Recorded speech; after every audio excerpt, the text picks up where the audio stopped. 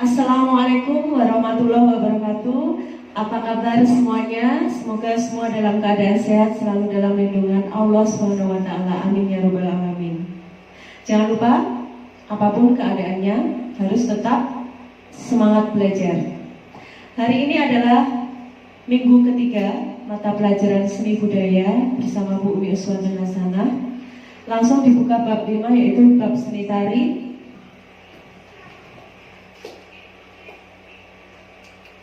Ini materi bab 5 bukunya ini tentang gerak dasar tari. Di sini adalah tari tradisi. Peta materi 1, konsep gerak tari, 2, teknik gerak tari, dan 3, prosedur tari. Ini kita harus mengetahui dulu apa itu pengertian seni tari dan apa itu unsur seni tari. Pengertian seni tari sudah, yang sekarang mau kita pelajari adalah unsur seni tari. Ada 6: gerak, ruang, ekspresi, tenaga, dinamika, dan waktu. Unsur yang paling pokok adalah gerak. Gerak tubuh manusia adalah unsur yang paling pokok. Tanpa gerak tubuh manusia tidak bisa disebut dengan seni tari. Jadi ada koordinasi antar gerak mulai ujung kepala sampai ujung kaki tanpa terkecuali. Itu bisa disebut dengan seni tari.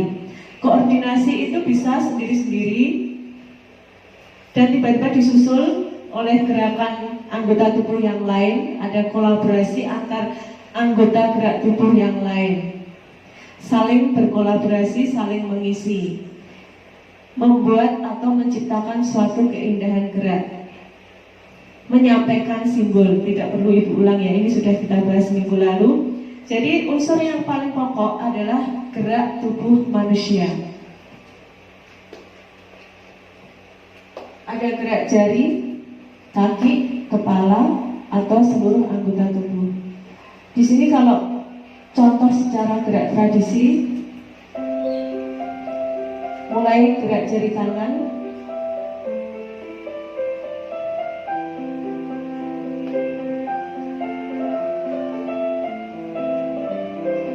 kaki mulai bergerak,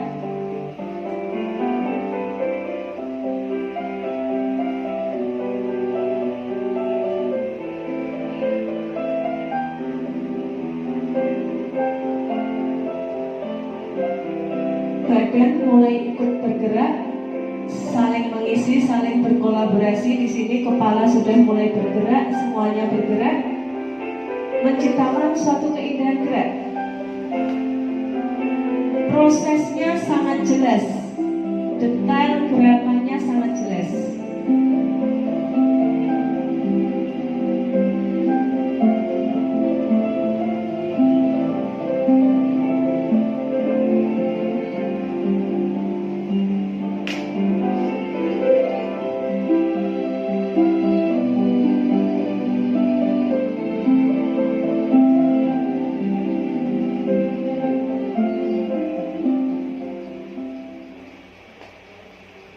Semoga bisa dipahami. Untuk perbandingan supaya kalian bisa memahami detail gerakannya tari tradisi, di sini ibu ada contoh untuk modern. Modern itu terkesan to the point, langsung menuju ke arah mana itu langsung dituju tanpa ada proses, tanpa ada proses yang panjang. Contohnya,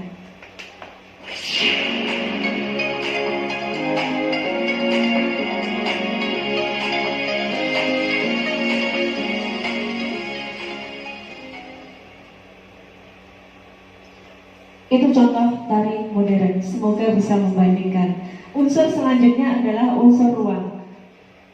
1, ruang gerak tubuh penari, dan 2, ruang yang digunakan untuk menari. Ruang gerak tubuh penari menciptakan garis gerak, menciptakan volume atau jangkauan. Yang ketiga, arah hadap tubuh penari, dan yang keempat, fokus atau arah pandang. Keempat ini bisa menciptakan ruang gerak tubuh penari. Contohnya, garis diagonal. Penciptaan garis diagonal dalam tari tidak hanya garis diagonal ya, tapi juga ada garis vertikal, horizontal, lengkung, dan sebagainya. 2, 3. Ketiga gerakan ini ruangnya sangat berbeda. Ini lebih pendek, ini sedang, ini panjang. Sudah menciptakan ruang. Kemudian contoh volume. Ini kecil, agak sedang, ini lebih lebar, ya kan volumenya. Ini yang disebut dengan ruang gerak penari. Selanjutnya fokus arah pandang. Ini lebih sempit karena pandangannya ke bawah. Kalau begini lebih jauh, lebih luas. Selanjutnya arah hadap penari ini dengan gerak seperti ini jelas terlihat. Bentuk tangan, kaki dan sebagainya sangat jelas terlihat. Berbeda lagi kalau gerakan ini dilakukan hadap depan, tidak terlihat jelas. Volumenya, ruangnya ini sempit. Kalau yang tadi terlihat lebih luas. Jadi keempat tadi antara garis, volume, arah hadap penari dan fokus arah pandang itu bisa menciptakan sebuah ruang gerak. Dengan adanya permainan ruang gerak penari, penciptaan karya tari akan lebih variatif dan tidak monoton. Itu tujuannya. Unsur selanjutnya adalah ruang yang digunakan untuk menari. Penciptaan komposisi atau pola lantai. Kenapa harus ada penyusunan seperti ini? Supaya kelihatan lebih indah, lebih bersih. Ada lintasan penarinya harus lari kemana. Itu harus direncanakan supaya tidak terjadi kecelakaan di stage atau panggung. Dan kalau bersih, pertunjukan bersih, lintasannya juga bersih, bentuk komposisinya bagus, variatif, juga akan memperindah karya tari tersebut.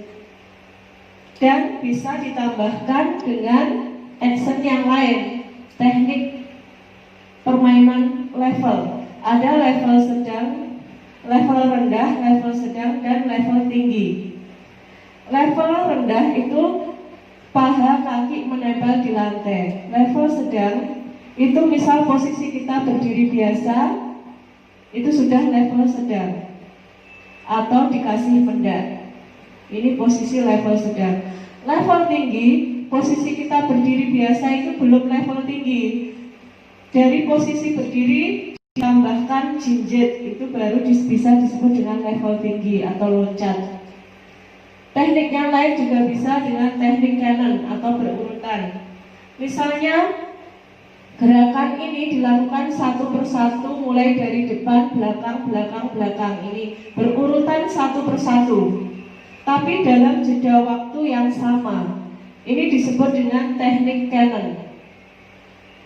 Bisa dipahami ya. Selanjutnya yaitu alternate atau selang-seling.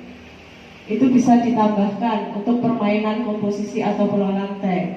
Jadi canon itu alternate itu selang-seling, di mana ganjil sama dengan ganjil, genap sama dengan genap. Di sini ibu kasih contoh tari saman karena yang sering menggunakan teknik alternate adalah tari saman. Selanjutnya adalah teknik balance. Selain itu kita juga harus membalancekan, menyeimbangkan komposisi. Jangan dibuat kacau terus, kadang juga harus dibuat dengan suatu keseimbangan.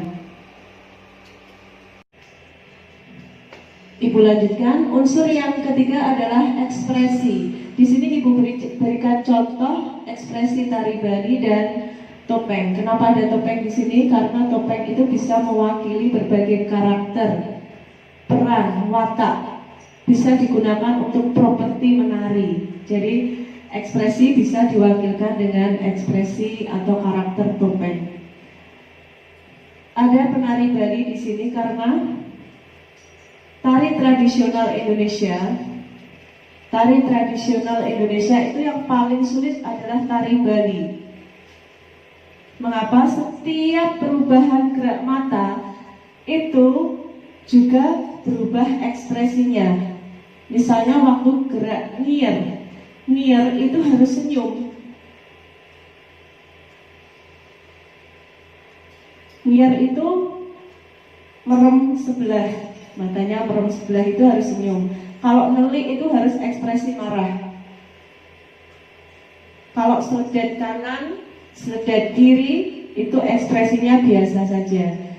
Ada lagi satu gerak mata, nyureng. Nyureng itu menyatukan kedua alis itu sambil kepala nunduk sedikit, harus dengan ekspresi terkejut. Kalau dirangkai misalnya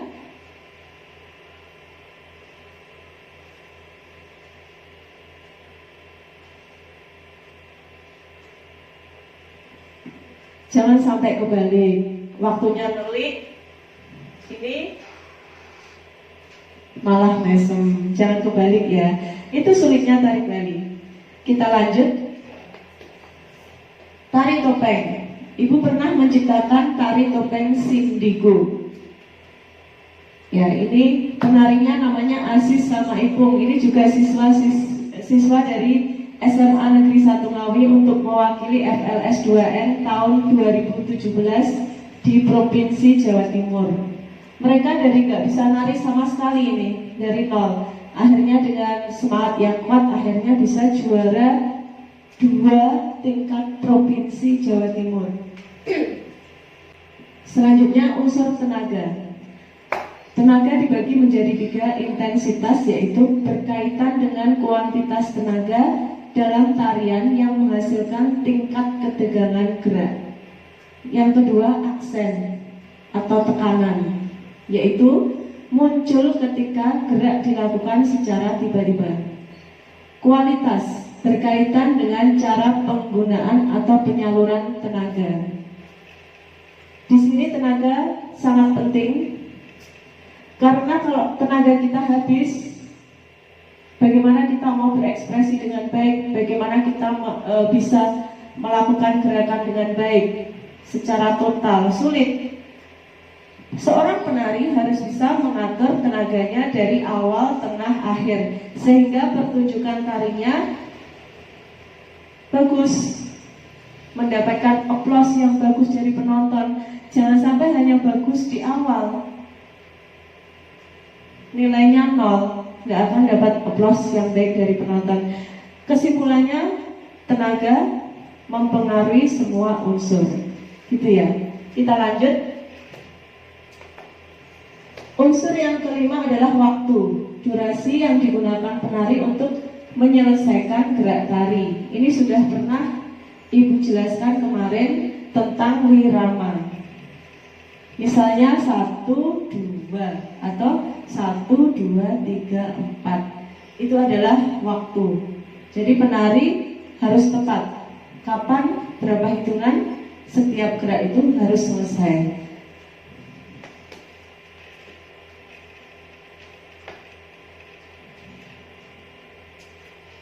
Unsur yang terakhir adalah dinamika.